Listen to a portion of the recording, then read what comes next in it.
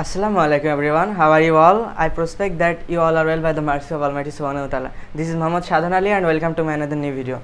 Today we are going to learn the right form of verbs Select Board 2019. So without any delay let's get started. তো দেখো এখানে আছে when I was a child I bracketed before the afraid of the dark.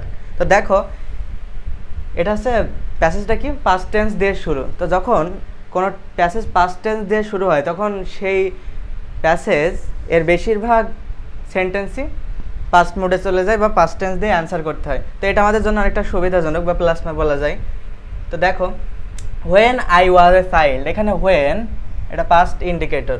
আবার দেখো I was a child, এখানে verb হিসেবে কি দেওয়া আছে, was দেওয়া আছে। তার মানে এটা হচ্ছে অতীত ঘটনা বর্ণনা করছে, আমরা বুঝতেই পারছি। আবার এর যদি অর্থ করি when I was a child, যখন আমি ছোট ছিলাম, এটা হচ্ছে অতীত বোঝাচ্ছে, বর্তমানের কোনো ঘটনা না, অতীতের কথা কি করছে বর্ণনা করছে। তো দেখো when I was a child, যখন আমি ছোট ছিলাম, তাহলে I এখানে নিশ্চয়ই verb হিসেবে was এর যে কোনো একটা বসবে। তো দেখো এখানে পারসন হিসেবে আছে কি সাবজেক্টটা ফার্স্ট পারসন। তো ফার্স্ট পারসন আর থার্ড পারসনের পরে আমরা জানি কি হয় was বসে, এবং সেকেন্ড পারসন আর প্লুরাল নাউনের পরে কি বসে ওয়ার বসে। তো দেখো এখানে এ নম্বরে অ্যান্সার হবে তাহলে কি was।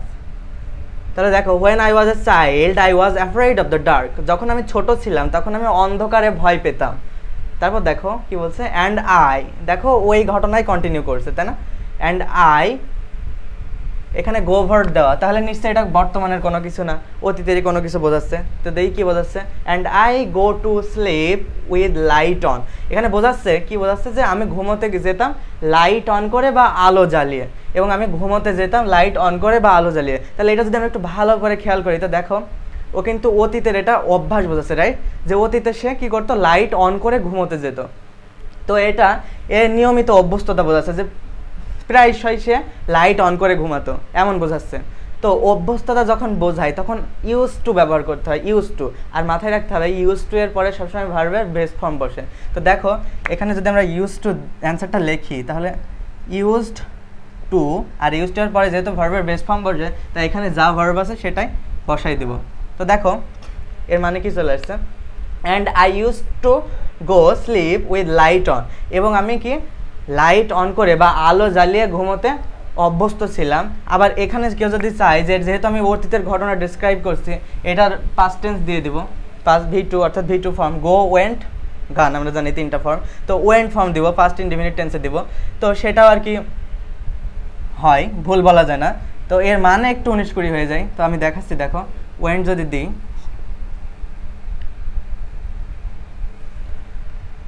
And I went to sleep with light on, আমি কি করতাম আলো জ্বালিয়ে ঘুমাতে যেতাম। আর এটা যদি বলি যে I used to go to sleep with light on, এর মানে হচ্ছে আমি আলো জ্বালিয়ে ঘুমাতে অভ্যস্ত ছিলাম। ঠিক আছে, তো আশা করি বুঝতে পেরেছো। তারপর দেখো even then, এমনকি তারপরেও I feared, আমি ভয় পেতাম। দেখো ওই পাস্ট টেন্সে কন্টিনিউ করছে দ্যাট মনস্টার্স, আমি ভয় পেতাম যে মনস্টার্স, মনস্টার মানে দৈত্য বা দানব একটা নাউন, সেখান থেকে প্লুরাল করা হয়েছে নাউনটা এস যোগ করে।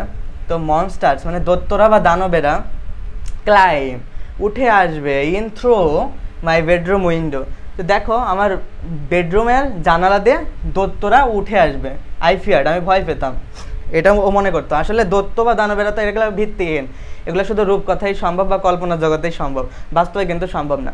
তো সে দেখো সে অতীতে দাঁড়িয়ে বলছে যে হচ্ছে কি দৈত্য বা দানবেরা উঠে আসবে, এটা কিন্তু অতীতের ভবিষ্যৎ, নট এখন।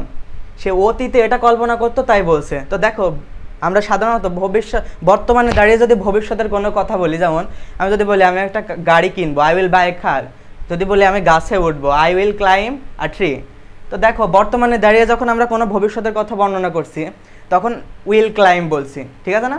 আর এটা অতীতে দাঁড়িয়ে সে ভবিষ্যতের কথা বলছিল এবং সেটা সে বর্তমানে ডেসক্রাইব করছে, এক্ষেত্রে উইল না ব্যবহার করে উড ব্যবহার করবো আমরা, ঠিক আছে। তো তাহলে অ্যান্সারটা কী হচ্ছে দেখো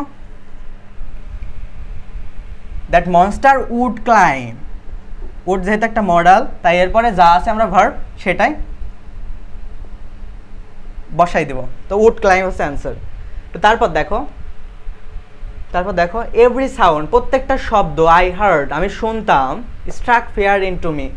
তো প্রত্যেকটা শব্দ দেখো, যেহেতু এটা আমার প্রেজেন্ট টেন্স না, পাস্ট টেন্সের কথা বলছি, তাই HEARD জাস্ট ডি যোগ করে দিব, তাহলে আমার অ্যান্সারটা হয়ে যাবে। আই হার্ড বলছে প্রত্যেকটা শব্দ যা আমি শুনতাম, স্ট্রাক ফিয়ার ইনটু মি আমার ভিতরে ভয়ের আঘাত আনতো। স্ট্রাক এটা অ্যাডজেক্টিভ, এর মানে হচ্ছে তাড়িত বা আঘাত। তো তারপর দেখো often I ran away from the room, বলছে প্রায়ই আমি রুম থেকে দৌড়ে যেতাম, and slapped on the floor, এখানে আমি একটু লিখিনি, স্ল্যাপড অন দ্য ফ্লোর বলছে আমি মাঝে মধ্যে কী করতাম, রুম থেকে পালিয়ে যেতাম এবং মেঝেতে ঘুমাতাম। এটা হচ্ছে ওর বাবা মায়ের রুমের মেঝে, ঠিক আছে।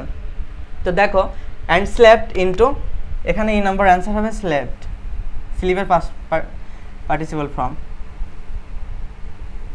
স্ল্যাপড। তো দেখো এখানে আরেকটা জিনিস যদি আমরা নোটিস করি, অ্যান্ড আছে, অ্যান্ডের এই পাশে পাস্ট ইনডিফিনিট টেন্স ছিল, তাই এই পাশেও পাস্ট ইনডিফিনিট টেন্স হবে। এটাকে বলা হয় প্যারালিজম রুল, তার জন্য স্লেপ্ট হলো, স্লেপ্ট। তো দেখো নাও, এই যে নাও প্রেজেন্ট ইন্ডিকেটর, এটা মানে প্রেজেন্টে বলছে সে।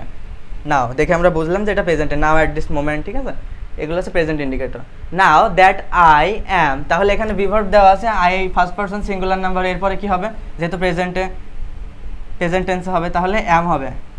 ফার্স্ট পারসনের পরে অ্যাম হয়, সেকেন্ড পারসনের পর আর, এবং প্লুরাল নাউনের পর আর হচ্ছে থার্ড পারসনের পর ইজ। তো দেখো এটা গেল এফ নম্বর। কি বলছে, now that I am almost 20, এখন আমি প্রায় 20 বছরের। আই অবভিয়াসলি ডু বেটার, আমি অবশ্যই অধিকতর ভালো করি, than what I did as a child, বলছে আমি অবশ্যই ভালো করি এখন, what I did as a child, আমি ছোটোবেলায় যেগুলা করেছিলাম বা করতাম, দুইটাই দেওয়া যায়, তাই না। এখন দেখো আমি ছোটোবেলায় কি, এখানে প্যাসেজটা মূলত ভয় নিয়ে না, ও কিন্তু ছোটোবেলায় একদিন ভয় পায়নি, ও অনেক দিন বা প্রায় ভয় পেত, তার জন্য এখানে ইউজ টু ডু দেওয়া যায়। অতীতে কোনো কাজ প্রায়ই হতো এমন বোঝালে বা প্রায়ই করতো এমন বোঝালে ইউজ টু ব্যবহার করতে হয়। তো দেখো জি নম্বরে এখানে আমরা ইউজ টু ডু দিতে পারি অতীতের অভ্যস্ততা বোঝাতে, আবার আমরা ডিডও দিতে পারি, ঠিক আছে। তো এইটা দেওয়াই বেটার আমার মতে, ইউজ টু ডু। তারপর দেখো হাউএভার, যাই হোক, I am still scared of bed time. তোমাদের একটা কথা বলে রাখি, হাউএভার যদি থাকে সেন্টেন্সের শুরুতে, তার মানে এটা বিপরীত একটা অর্থ প্রকাশ করে, মানে সম্পূর্ণই আলাদা। দেখো এতক্ষণ কোথায়